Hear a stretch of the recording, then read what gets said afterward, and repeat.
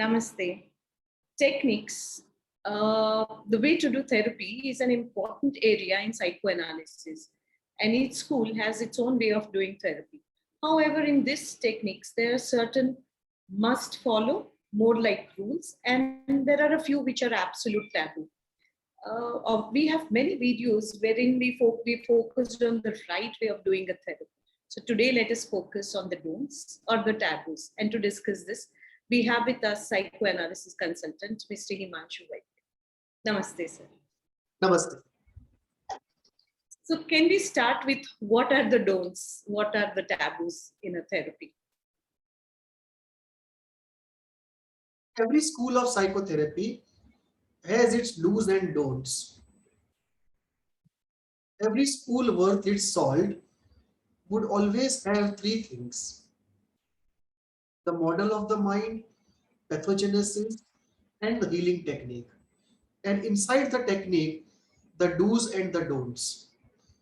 Within the don'ts, there are some don'ts which are very strong don'ts, which are almost like make or break entities in that framework. And these strict don'ts are what we call usually as taboos.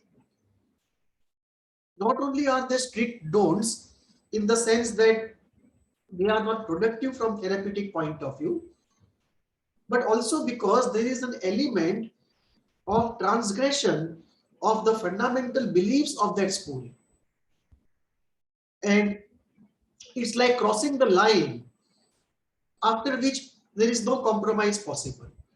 So these special kinds of don'ts, which have associated with them a criticality, high significance, and almost a sacredness or an inviolability, considering the framework of the school, whatever school we are referring to, those don'ts are what we refer to as taboos.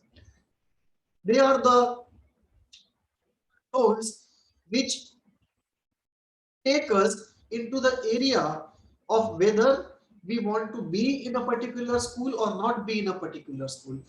Those kind of strong don'ts. It's a kind of unforgivable transgression if you violate those taboos. So these don'ts are what we call as taboos. Now, important part is every school of psychoanalysis has its own taboos. In hearing, in pathogenesis, and in technique. Today we are focusing on the taboos in technique. So each school of psychoanalysis has its own technique taboos. And some of them are common and some of them differ from school to school. Very interestingly, if we look over a period of time, what was a taboo in Freudian psychoanalysis 50 years back and how is it today, many of the taboos of yesterday are no longer taboos today. So not only taboos differ from school to school in psychoanalysis, for the same school, taboos differ over a period of time, over a period of history. So they are not eternal and they are not absolute.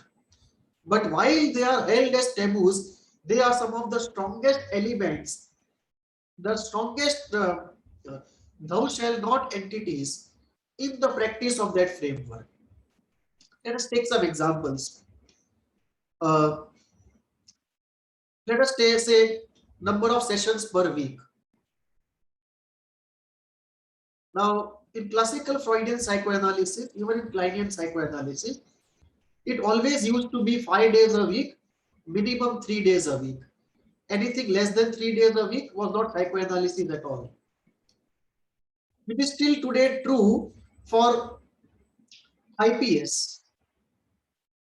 But if you look into real life practice of many practitioners, few people today have the time and the money to really come 3 days a week or 5 days a week. And most clients today come once a week or twice a week. So what was a taboo in the Freudian school 50 years back is no longer a taboo today in terms of sessions per week. When it was a taboo in Freudian school to have 3 to 5 sessions per week at the minimum, Jung had a completely different opinion. And Jung used to work for 2 sessions a week and maximum 3 sessions per week. So for Freud, it was a taboo to have less than 3 sessions per week. And for Jung, it was a taboo to have more than 3 sessions per week. So it was very different. So on one point of techniques and number of sessions per week, this is the range of differences we see on taboos. Come to the second part, self-revelation. Self-revelation of the analyst, therapist. For the classical psychoanalytic school, the Freudian, the Kleinian, the Bionian, the analyst, it was a taboo for the analyst to self-reveal himself. He was not supposed to share any of his personal details with the client. It was a one-sided relationship in these terms. The client would express his personal side, but the therapist will maintain a kind of anonymous blank screen. So it was a taboo of self-revelation. Even at that point, Jung used to do a lot of self-revelation. So it was no longer, even in those times, even 50 years back, it was not a taboo in Jungian therapy. And today, it is even less of a taboo. In fact, many people in existential psychotherapy use this as a healing tool, self-revelation as a healing tool. In many of the extreme parts of the Cohusian side, they practice a technique called joining in. And there is a complete, almost a near complete self-revelation in joining in. So we see the variety of positions on this particular technique taboo with respect to self-revelation. Take the third example of a taboo, a technique taboo. Say, timing of the session. Freud used to have a classical timing of 50 minutes because he had to smoke a cigar after every 50 minutes. And after him, people created a 45-minute session or a 1 hour session. And some continued the Freud's convention of 50-minute session. But in no case it was less than 45 minutes. It was 45 minutes, 50 minutes or 1 hour. But in no case it was less than 45 minutes. But if you look at ISTDP today, we have 3 hour sessions, 4 hour sessions, 2 hour sessions. If you look at the work of Lacan, you have a variable session where it's not fixed whether the session is of 1 hour, half an hour or 2 hours. It's a variable session. So that taboo also is differently practiced, observed, breached across different schools. Then we have this whole idea of cancellations. In the classical schools, the cancellation was very strict. You had to inform the therapist 8 days in advance, 1 month in advance, in some cases even 6 months in advance. And if you did not inform that you are not coming, even if you don't come, you have to pay for the session. And today, most of the people have a 1 week cancellation policy, 2 day cancellation policy. In fact, some people don't even have a cancellation policy. They just don't charge the patient if the patient doesn't come. They feel it's unethical to charge the patient. So again, on this particular technique taboo, which is so tightly held by some of the schools, there are other schools which practice so differently. And for the same school, it has changed so much over a period of time. Take the example of giving approval and validation, which was never a part of psychoanalysis. The central tool was interpretation, leading to insight and catharsis, leading to integration. But approval and validation were not the centerpieces of the whole work. But today we realize that it's a part of the work, and even though people don't acknowledge, most people practice it to different degrees in their real life work. And most people across different schools realize it has its own significance. Clients with very difficult parents or non-existent parents, they need quite a amount of validation, approval, and teaching almost. And these things do, which often interpretations don't do. Come to the next point of purity and practice of the school. There was a time when, even today, there are people who would practice only one school, either Freudian or Kleinian or ISTDP or something of that sort. But a large number of people put to use concepts and techniques of various schools. What was a taboo once upon a time, even today, in part of the community, it's a taboo. In part of the community, it's not a taboo.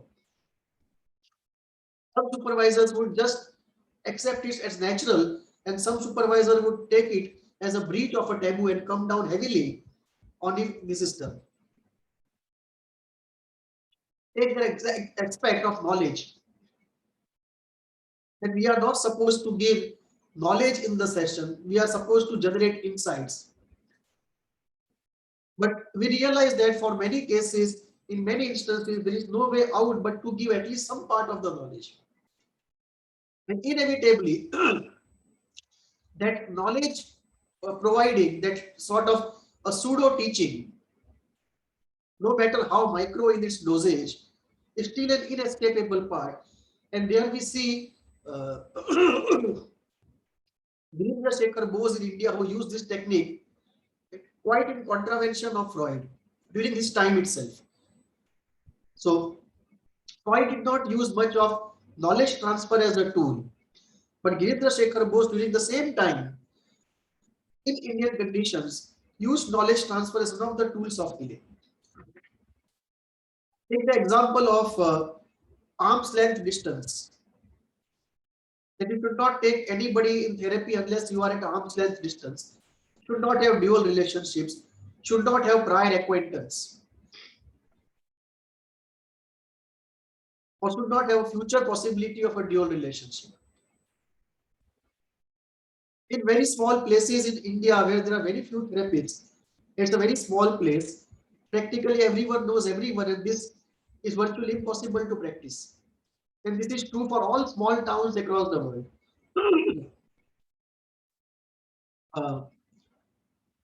Take example of Winnicott. Winnicott used to be very close to many of his clients, which would be thought of as breaking a taboo in other schools. Take the case of online sessions.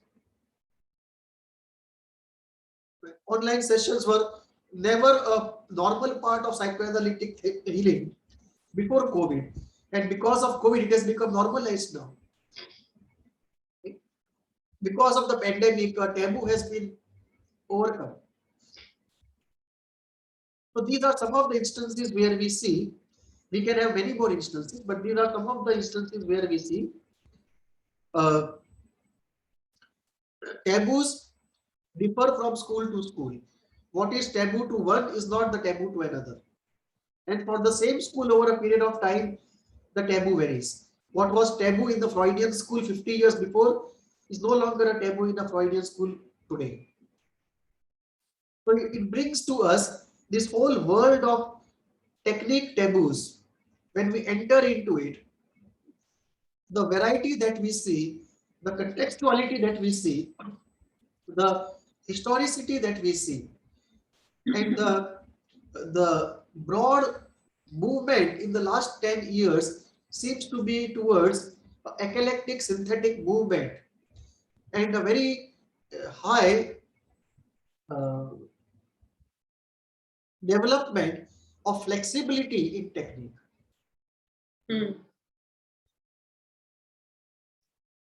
Sir, is there any technique where you have come at your T-wheel wala no per week session? Sorry? at your free will kind of a therapy, the session, not a particular session per week, but you can come at your free will. No, Any technique offering that? No. no. In fact, I remember one person who asked me for it, but I refused. Okay. So that person asked me for it, that can I have it when I want? Okay. The closest that people go to this is a 25-hour appointment, where if you want it, Not having this no pattern like once a week or twice a week, you need that. yeah, that is the closest I have seen in my experience. Some people doing it 24-hour appointment, that if you want it tomorrow, you can take an appointment today. Okay. But there is no pattern. Cancellation I've heard of. But there is no Cancellation. pattern. Yeah. Okay. There's no pattern of every Friday 2 o'clock or every Wednesday 12 o'clock. So this is one part. In emergency situations, uh, people do practice maybe even 1 hour appointment, where somebody calls up and says, I just want to meet you in emergency, and people accept it. That emergency is a separate situation altogether. The third element that comes to my mind on your question is this. Many people practice a cancellation policy where they don't charge uh, even if the person does not cancel the session and does not come for the session. So that is another most liberal approach towards the client, but 99.9% of people do practice on a schedule. The predictability, the repeatability, the consistency is very important. It's a very important element of the frame apart from other things.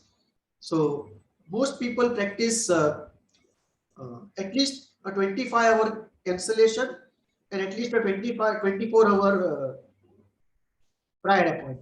That's the most liberal that people practice, and in most cases it's always scheduled on the same day, same time, same place.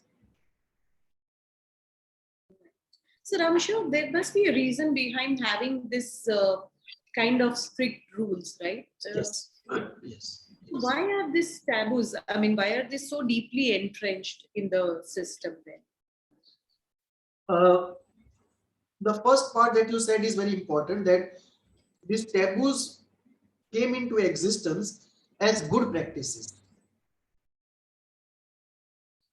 People did something in therapy and they found it working to be very well.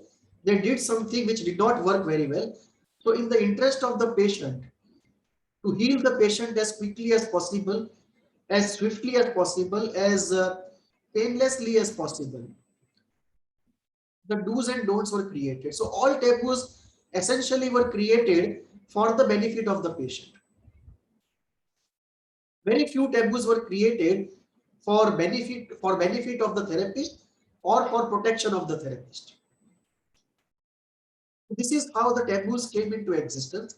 But over a period of time, the taboos got very rigid and they actually became taboos. Initially, they were only don'ts. They were do's and don'ts, and we are referring more to don'ts.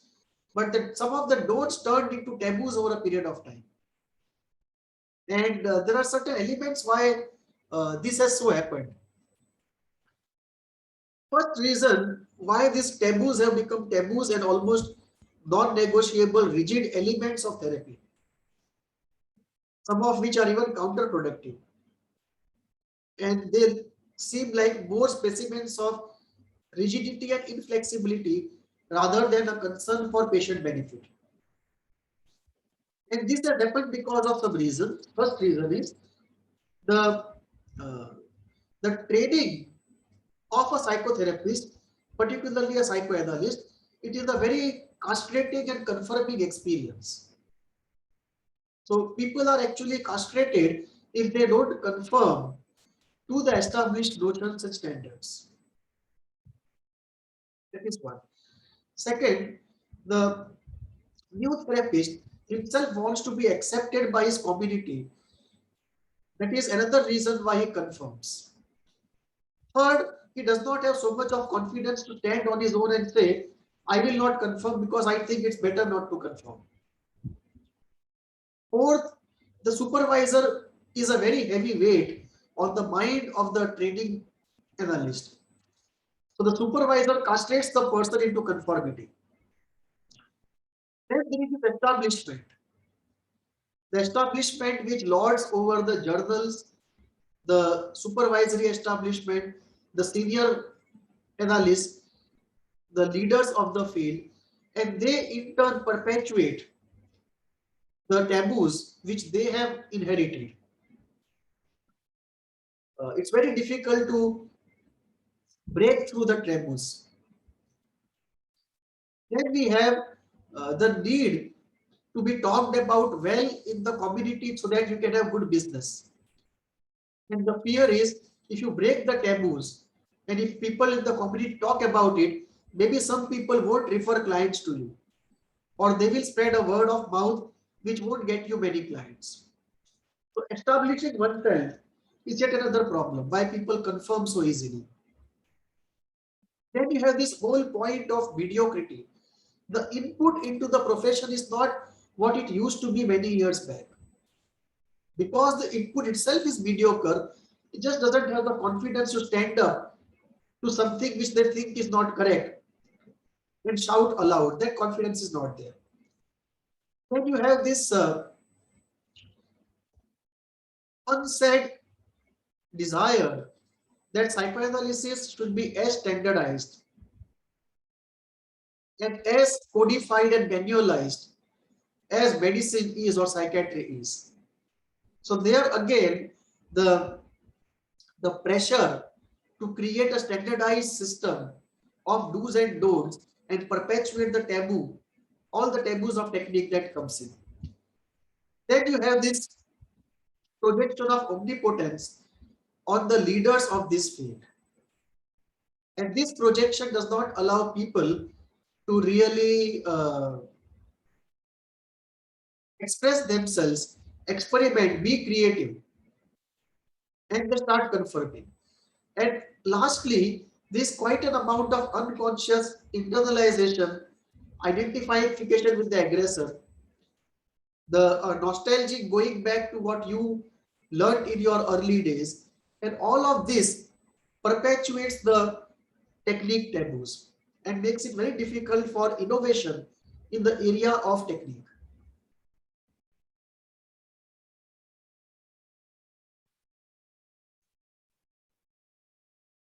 So, how does this taboos help us in, or if they really help us in maintaining a stable kind of productive structure? Do they? Uh, Partly, yes. Any form of standardization does two things. One, it makes it consistent across the world. And second, it ensures the minimum quality. So if you say that you must learn the existing technique before you innovate, nobody can find a problem with that proposition. So even if we have to go past the taboos, we have to first learn the taboos and then go past it. So there is definitely a positive contribution that these taboos make, the structure makes, the do's and don'ts make in training of the person and the first 5 years of his practice. Otherwise, it would be a free for all, and that would be worse than the damage the taboos cause. So between the two, it is a lesser evil to continue with technique taboos in training and in initial years. The salutary thing that has to be done is to make people aware that this is not all. There are contrary opinions, contrary practices, contrary techniques, and also allow people to creatively innovate during their training and in the first 5 years in the university system as well as under supervision. So that is a very important part of training and practice, which is not where it should be.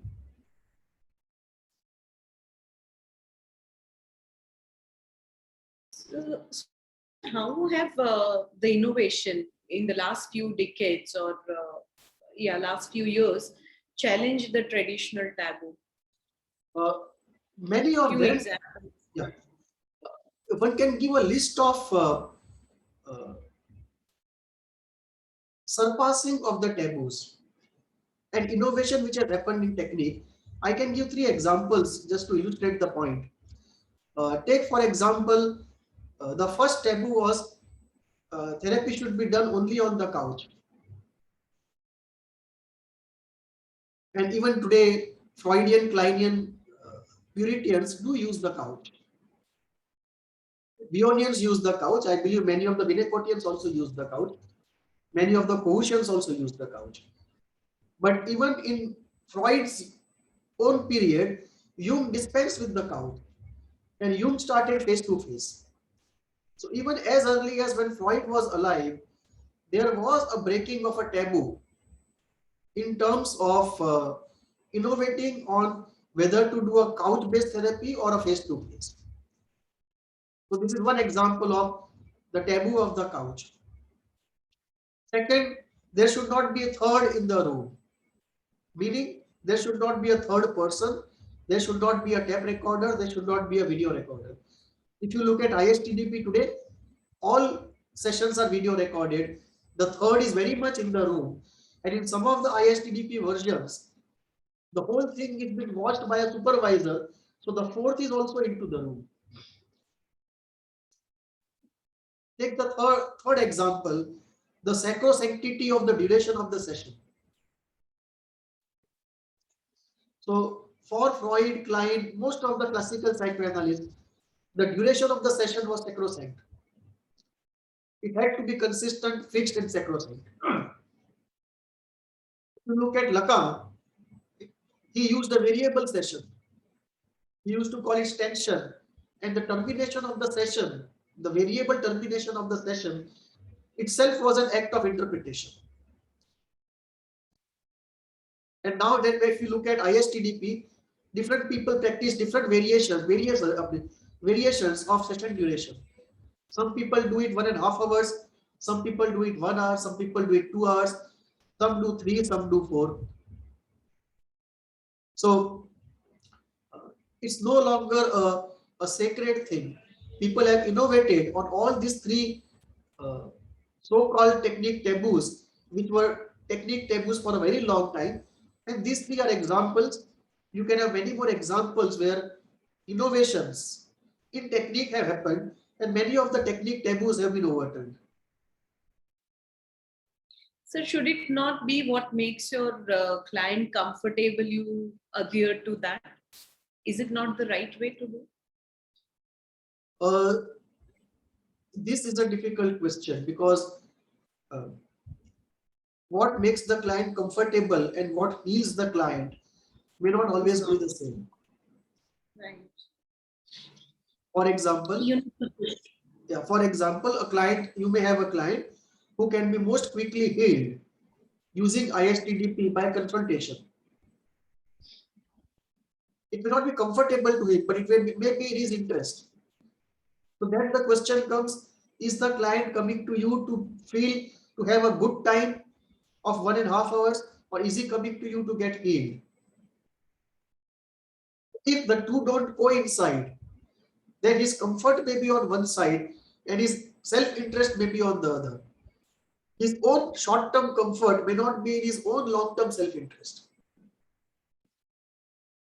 So those complications come up when we consider client's comfort.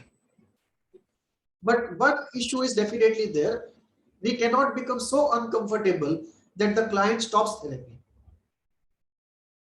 So a minimum concern for his comfort always is there, but whether to index our method to his comfort is a separate question. It's a very tricky thing to handle clients with very little ego strength as well. So can we discuss something unique that was practiced by Girindra Shekhar Bose? Yes. Yeah. He did something which even today is a technique taboo. In his technique, what he would do is he would give the client certain things to read and come back the next session. And this would pertain to things which are very difficult to discuss in the Indian cultural situation. So when the client reads it, it almost normalizes the most difficult parts related to sexuality, aggression, and so on. So what otherwise would take years for client to develop comfort, open up, and accept and be comfortable talking to the therapist, that shortens to a great deal to a few sessions, because the client reads it and he realizes this thing is normal, although it is not common to talk about it in society or own it up. It may not be socially acceptable, but it is common. So those things which are almost near universally common but socially unacceptable, if they have to be breached open in therapy, one of the quick ways is to give the client something to read. And that normalizes what otherwise is unthinkable, unacceptable. And the client feels far more comfortable opening up on that part in a few sessions, which otherwise would take hundreds of sessions. If not hundreds, at least tens of sessions, let me say. So this is something which he did, and I think even today we can make use of it. We don't, many people don't even know about it, that he used to do this thing. But this is a very good thing. In fact, uh, I know of quite a few cases where giving something to read and then continuing with therapy, right, giving something to read between two sessions has produced very good results.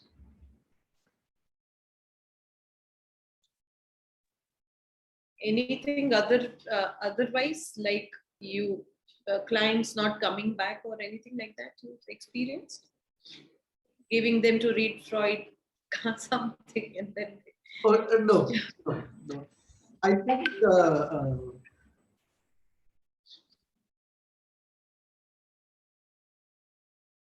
people not coming back is for variety of reasons, but I have not experienced anybody not coming back because something to read was given.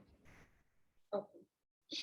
But I can't dismiss the possibility that there would be few people who would find it so scandalous to read Freud that they may not come back after it. In the Indian cultural situation, I can very well imagine a group of people who might belong to that flavor. Yeah. So, sir, is offensiveness of intervention an issue that needs to be that needs a change or reflection? Yeah. In So, not being offensive uh, in one's intervention has been one of the cornerstones and a very good taboo, I would say, a very supportive and constructive taboo. All taboos are not necessarily bad. There are good taboos which are good even today, just as they were good when they got created. So,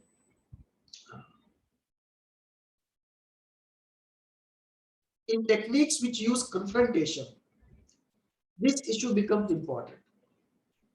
In techniques which are classical psychoanalytic techniques, where you are very mild, very measured, very non-persecuting, very non-offensive, this issue is not so much of a problem because it's built into the system. But in some of the psychotherapy approaches where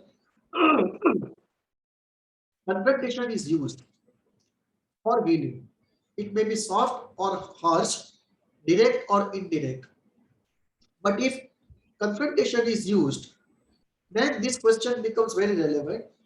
And there I have seen that it requires some thought and some deeper understanding on part of those who train people for this particular confrontational therapies. Many times what happens is the narcissistic sadism of the person, the therapist himself, is gratified in the name of technique. And this in many cases, becomes so harsh that people leave therapy, and many of them never come back to therapy not to another therapist, not to any school of therapy whatsoever. And this, I think, is the very big damage that the person gives up completely on the potential benefits of the whole world of therapy. And in many cases, it actually re-traumatizes the patient. So we have to be very careful when we are using confrontation as a healing tool, because it can easily cross the line and get into a situation where we are satisfying our own narcissistic sadism, our own self-righteousness, and we are demanding the person to do certain things and to get healed at our pace and on our order.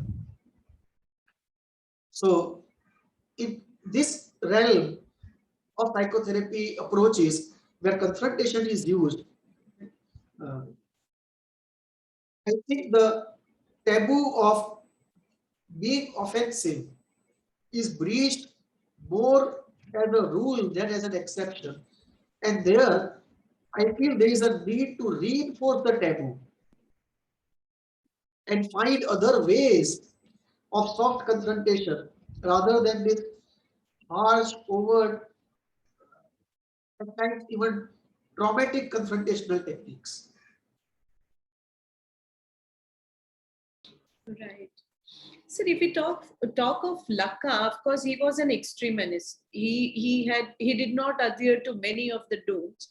But then, how would Kohut, if we speak of Kohut, how has his legacy contributed to countering the taboo? Because I understand he was Yeah. next to Laka. We can take his example, considering that. So I think when we talk of technique taboos and people who completely turn the tables in this context, three names come to our mind: Jung, Kohut, and Laka. And all the three did significant innovations in technique, and they almost turned on the heads existing technique taboos. So when we talk of Kohut, there are certain very important contributions he has made. Before Kohut, the central intervention in psychoanalytic psychotherapy was interpretation. Kohut brought in another element of holding and made holding and empathy as central as the tool of interpretation. Second, Kohut propounded that for an extended period of time, holding should be done before the classical interpretation starts. Third, the client should be allowed to gratify and fulfill desires of very early childhood related to grandiosity, omnipotence, fame, and self-object needs before you can start dealing with the person as an adult and use the tool of interpretation. And his idea was that if you allow this gratification of childhood, which was not done in a more sophisticated way, of course, the arrested developmental process starts and automatically leads itself towards the point of healing. And if you do interpretation, the problems actually get repressed even deeper. So for him, empathy, holding, allowing gratification, allowing self-object experiences was central. And to him, the formation of the self and moving from an unhealthy self to a healthy self, that again was central. So for him, uh, the innovations in technique were actually fundamental. So much so that the classical psychoanalytic approach and the Kohutian approach are very different approaches. They are almost on many points opposite to each other. So he was, along with Jung and Lacan, one of the fundamental innovators and one of the very significant figures who would turn over the technique taboos of his time. And even today, I think uh, what is normal practice in Kohutian approach is almost a taboo in classical approach. and the other way around.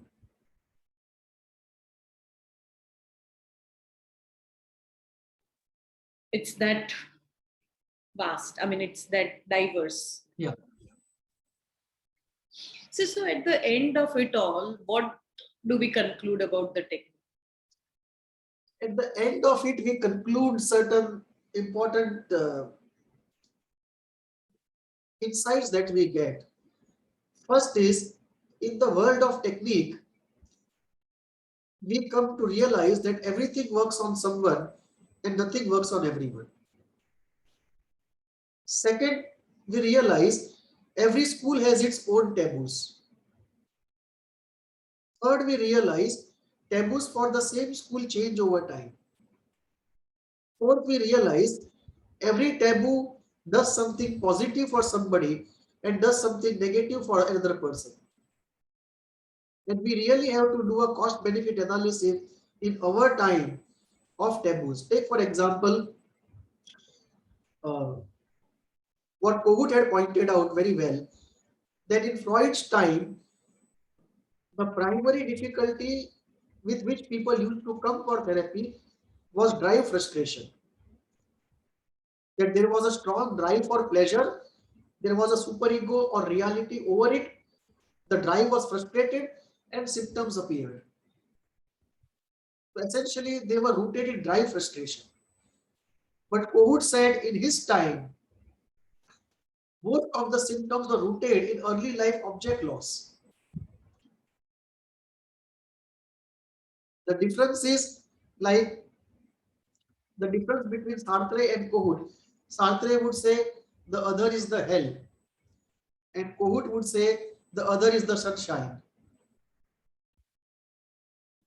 Sorry, you got muted, sir. We missed the last sentence that you said. Sartre said the other is the hell, and Kogut said the other is the sunshine. So there is a world of difference.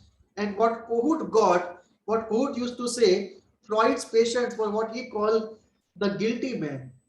And his own patients, he used to say the tragic man. So over a period of history, techniques have to change because the nature of psychological difficulties and the roots, they change in response to the socio-cultural situation, which is continuously changing in the process of history. Fourth, we realize that bringing together the best of many worlds actually works much better than confining oneself to few tools of one single school. And fifth, we realize that this is an area, technique is an area where we need far more innovations and tools, especially that relate to do it yourself and the use of technology and the use of art and creativity. And we have not innovated enough. So in this area, so these are the five primary things that we can conclude about technique, and the root of it all is ultimately technique is only a tool towards healing. We should not confuse the tool with the goal. The goal is healing, technique is only a tool. You can have as many changes at the level of tools, doesn't matter if the goal of healing is reached. So this being obsessed with and being fixated in the tool, forgetting the goal, is our own difficulty. In fact, far more creativity at the level of tools is called for. So, sir, is it fair to say that ISTDP is a kind of evolved technique for today's time, or Yes no? and no. Yes, because it is using technology, it is video recording, so there is no question of any ambiguity. Everything is clear as daylight. Hmm. When you make an intervention, does the patient respond positively or negatively? What happens after the session? Hmm. All of it is very clearly recorded. So it's very empirical, very clear. That's a good part of it. It also goes to the root of it in the sense of bringing out affect. So that's, and the present generation is very comfortable with video recording of even their intimate discussions. Is it? Yeah, they don't mind. In India, you still see the difference. Anybody above 35, 40 is very diffident. Most of them are diffident for video recording. But the young generation is very open to it. They don't see it as something undoable, as something shameful or something very risky. So it is in tune with the times. It is using technology, making psychotherapy as empirical as possible, making it as quick as possible. Where it faces a limitation is that uh, it is still evolving, and it has evolved its own technique taboos very soon in its life cycle. So this narcissistic self-righteousness of not listening to the patient and putting your uh, belief as a rigid technique, that also is at work. So many of the uh, technique constants of that therapy will undergo a change over a period of time. They already have undergone a change in the last 10 years, but even more will undergo a change, and you will see the best of all the psychoanalytic schools ultimately getting into ISTDP, and it won't remain a theory agnostic school which it is today. So it is a very good thing to happen in the present situation. It is not the best. It will evolve and take a different turn than what it is today. But I am sure the whole thing will be to a great benefit of patients. I'm sure it does, sir, and I really wish it does rather. So, sir, how does spirituality bring about change, and how is it as a technique? Uh, See, like any school or any discipline which aims at understanding human nature and changing human nature, be it psychotherapy or spirituality, both of them will have two things in common: self-knowing and self-transformation. Both of them are focused on these two things: self-knowing and self-transformation. Anyone who gets into this area of self-knowing and self-transformation will inevitably get into a situation of many schools. And the same is true for psychotherapy, same is true for spirituality. In spirituality also, we have many schools. Just as in psychotherapy, you have many schools. In psychotherapy, you have the Freudian school, the Kleinian school, the Jungian school, ISTDP, and so on. In spirituality, you have the Karma Yoga school, the Hatha Yoga school, the Jnana Yoga school, the Bhakti Yoga school, the Kriya Yoga school, the Integral Yoga school, and so on. And each of these schools have their own do's and don'ts and have their own techniques and technique taboos.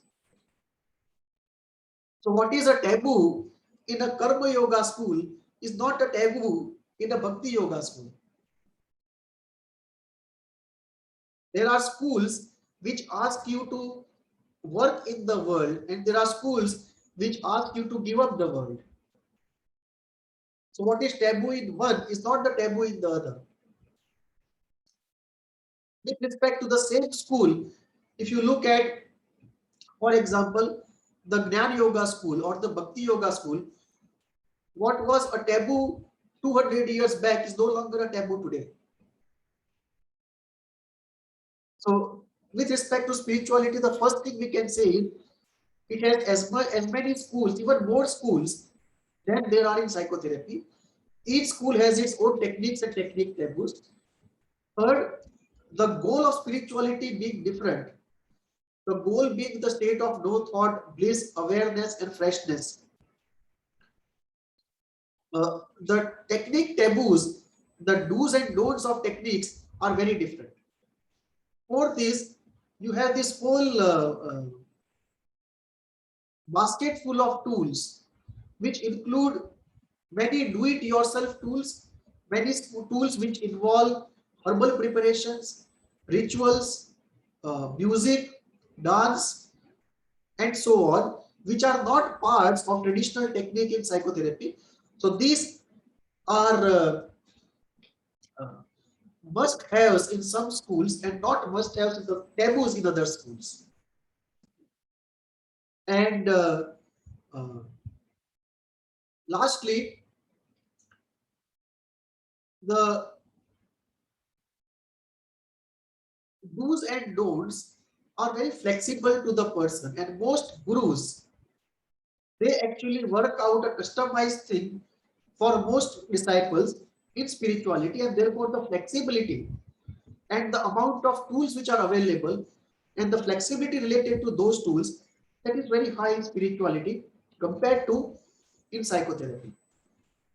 So these are some of the things that we see in terms of technique in spirituality and technique taboos in spirituality.